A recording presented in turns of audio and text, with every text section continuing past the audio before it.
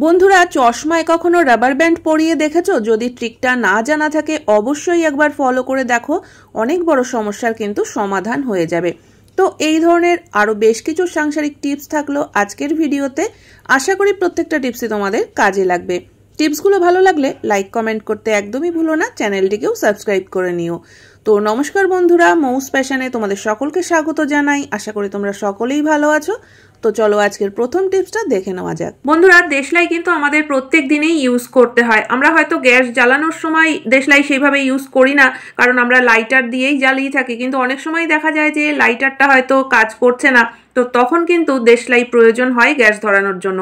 এছাড়াও প্রত্যেক দিন ঠাকুর ঘরে প্রদীপ জ্বালানোর জন্য বা ধূপকাঠি জ্বালানোর জন্য দেশলাই কিন্তু আমাদের প্রয়োজন হয়। আর দেশলাই জ্বালানোর ক্ষেত্রে আমরা যে ভুলটা করে থাকি, দেখো আমরা দেশলাইয়ের বক্সটা যখন খুলি তখন কিন্তু আমরা যে কোনো দিক থেকে খুলে ফেলি, আর বেশিরভাগ সময় কিন্তু দেখা যায় যে বারুদের দিকটা এইভাবে খুলে গেছে, আর আমরা হাতে কাজের সময় হয়তো জল লেগে থাকে, তো সেই জল হাতে এই বারুদের দিকটাই ধরে আমরা বের করে নিই কাঠিটা।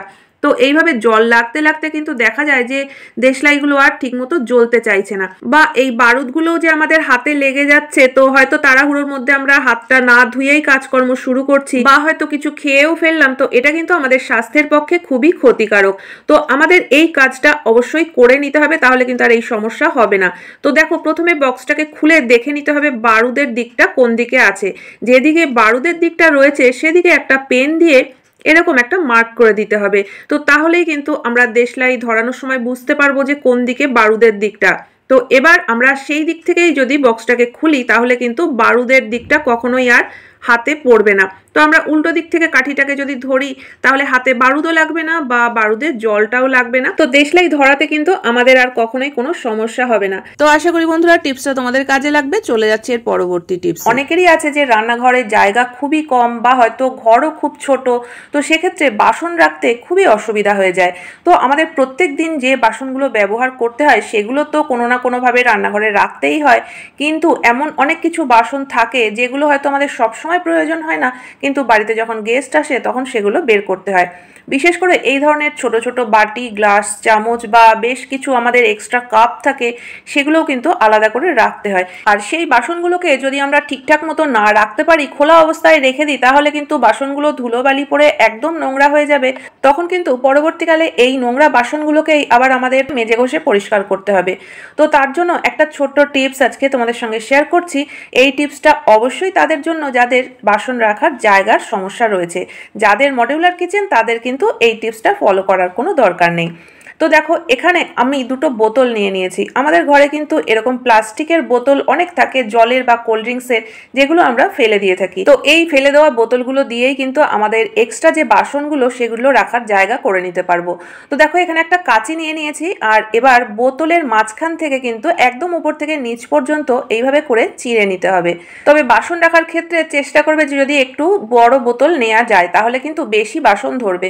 তো এখানে আমি যে বোতলটা দিয়ে দেখাচ্ছি সেটা কিন্তু খুব বেশি বড় নয়। তো প্রথমে আমি এর মধ্যে কাপ রেখেই দেখাচ্ছি। কাপগুলো যদি আমরা বাইরে রেখে দিই তাহলে ধুলোবালি পড়তে পারে। এছাড়াও দেখবে অনেক সময় একটার উপর আর একটা রাখি, সেখান থেকে পড়ে কিন্তু এই যে ধরার হ্যান্ডেলটা এটা ভেঙে যায়। তো আমরা যদি বোতলের মধ্যে এইভাবে করে রেখে দিই পরপর করে, তাহলে কিন্তু কাপগুলো ভাঙারও কোনো সম্ভাবনা থাকবে না, আর নোংরাও হবে না। তো যেহেতু বোতলটা ছোট, তাই কিন্তু দুটোর বেশি ধরলো না। তো সেক্ষেত্রে আর একটা কাজও করতে পারো। এখানে দেখো, ওই বোতলটারই আমি মাথার দিক থেকে কিছুটা অংশ কেটে নিলাম। তো এবার কিন্তু এর মধ্যে যদি কাপগুলো একটু ছোট হয় তাহলে খুব সহজেই তিনটে ধরে যাবে। বোতলের উপরের দিকের যে অংশটা কেটে নিয়েছিলাম সেটা এবার উপর থেকে চেপে দিলাম। তো তাহলেই কিন্তু দেখো এর মধ্যে তিনটে কাপ কত সহজে ধরে গেল। আর যখন এগুলো বের করার প্রয়োজন হবে তখন কিন্তু বের করতে কোনো অসুবিধা হবে না। তো সব থেকে ভালো যদি আমরা একটা বড় বোতল নিয়ে নিই, তাহলে একটা বোতলের মধ্যে কিন্তু অনেক কিছু ধরে যাবে। তো এখানে দেখো একটা বড় বোতল নিয়ে নিয়েছি, আর আগের বোতলটাকে ঠিক যেমন মাঝখান থেকে চিরে নিয়েছিলাম একইভাবে উপর থেকে নিচ পর্যন্ত এটা চিরে নিয়েছি। আর এর মধ্যে যেহেতু আমরা স্টিলের বাসনগুলোকে রাখবো, একটু জায়গা বেশি দরকার, তো সেই কারণে মাঝখান থেকে আমি একটা ছোট্ট পট্টি মতো উপর থেকে নিচ পর্যন্ত কেটে নিয়েছি। এতে কিন্তু স্পেসটা বেশি হবে। তো দেখো, প্রথমে আমি ছোট ছোট বাটিগুলো রেখে দিলাম, তার মধ্যে কয়েকটা গ্লাস রেখে দিলাম, আর এবার রেখে দিচ্ছি চামচগুলো। তো এরপরেও কিন্তু দেখো অনেকটা জায়গা ফাঁকা রয়েছে, চাইলে কিন্তু আমরা ছোটখাটো আরো অনেক কিছু এর মধ্যে রাখতে পারি। তো তারপরে এই বোতলগুলোকে কিন্তু যে কোনো একটা জায়গায় জায়গায় যদি রেখে দিতে পারি তাহলে বাসনগুলো একদম পরিষ্কার থাকবে আর একটা জায়গার মধ্যে গোছানো থাকবে। প্রয়োজনের সময় কিন্তু এখান থেকে বাসনগুলো বের করাও কোনো রকম কোনো সমস্যা হবে না। তো বন্ধুরা চলো এর পরের টিপসটাও দেখে নেওয়া যাক। বন্ধুরা, মশলা করার জন্য আমরা গ্রাইন্ডার তো প্রত্যেক দিনই ব্যবহার করে থাকি, আর মশলা হয়ে যাওয়ার পরে গ্রাইন্ডারের এই যে জারটা, এটা ধোয়ার থেকেও কিন্তু বেশি সমস্যা হয় এর যে ঢাকনাটা সেটা ধোয়ার সময়। কারণ মশলা করার পরে দেখবে যে ঢাকনার মধ্যে কিন্তু মশলাগুলো এমনভাবে আটকে থাকে, আর সেই ঢাকনাটা পরিষ্কার করতে কিন্তু বেশ কিছুটা সময়ও আমাদের নষ্ট করতে হয়। তো সেক্ষেত্রে আমরা এই কাজটা অবশ্যই করে নিতে পারি, এতে করে কিন্তু ঝামেলা অনেকটাই কমে যাবে। দেখো এখানে আমি একটা প্লাস্টিকের ক্যারি ব্যাগ নিয়ে নিয়েছি, আর এটা আমি এই ঢাকনার মধ্যে এইভাবে করে আটকে দিচ্ছি। এবার মশলা করার সময় আমরা যদি এই প্লাস্টিকের ক্যারি ব্যাগটা সহই ঢাকনাটা আটকে দিই তাহলে কিন্তু দেখবে যে মশলা হয়ে যাওয়ার পরে ঢাকনাটা একদমই পরিষ্কার থাকবে, আর যে মশলাগুলো ছিটে ছিটে ঢাকনায় লাগে সেটা কিন্তু এই প্লাস্টিক প্যাকেটটার উপরে লাগবে। তো আমরা প্যাকেটটা ফেলে দিলেই কিন্তু ঢাকনাটাও একদম পরিষ্কার থাকবে আর আমাদের ঝামেলা অনেকটাই কমে যাবে। তো চলো দেখে নেওয়া যাক এর পরবর্তী টিপস। আমাদের প্রত্যেকের রান্নাঘরেই কিন্তু দু ধরনের ছাঁকনি থাকেই, একটা স্টিলের ছাঁকনি আর এই ধরনের কিন্তু প্লাস্টিকের ছাঁকনি। আর প্রত্যেকদিন চা ছাঁকতে ছাঁকতে চায়ের যে দাগটা এই ছাঁকনির মধ্যে বসে যায় সেটা কিন্তু আমরা যদি সঠিকভাবে পরিষ্কার না করি সেই দাগ সহজে ওঠানো যায় না আর ভীষণই খারাপ লাগে দেখতে।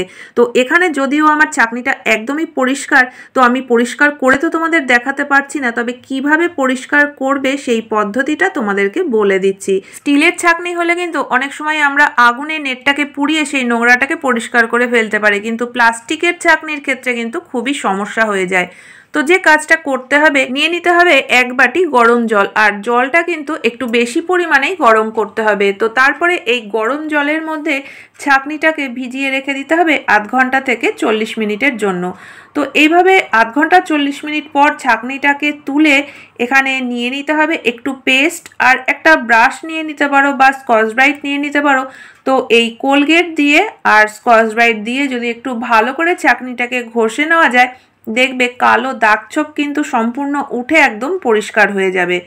তো আশা করি বন্ধুরা এই টিপসটাও তোমাদের প্রত্যেক দিনের কাজকে কিছুটা হলেও সহজ করে দেবে। তো বন্ধুরা চলো এর পরের টিপসটাও দেখে নেওয়া যাক।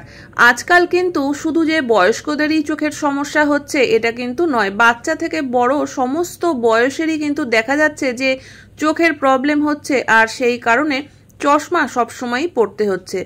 তো এই সব সময় চশমা পরার ক্ষেত্রেও দেখা যাচ্ছে যে বেশ কিছুদিন হয়ে গেলে চশমার এই যে ডানটি দুটো রয়েছে এটা কিন্তু অনেকটাই লুজ হয়ে যায়।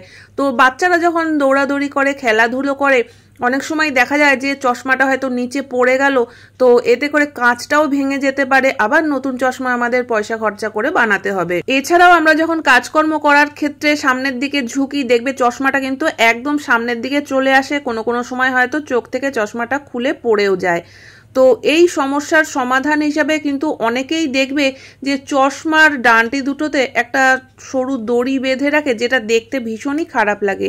তো সেক্ষেত্রে কিন্তু দড়ি না বেঁধে এই কাজটা করতে পারো। একটু মোটা দেখে দুটো রাবার ব্যান্ড নিয়ে নিতে হবে, আর রাবার ব্যান্ড দুটোকে কিন্তু এইভাবে ডানটির মধ্যে পেঁচিয়ে দিতে হবে টাইট করে।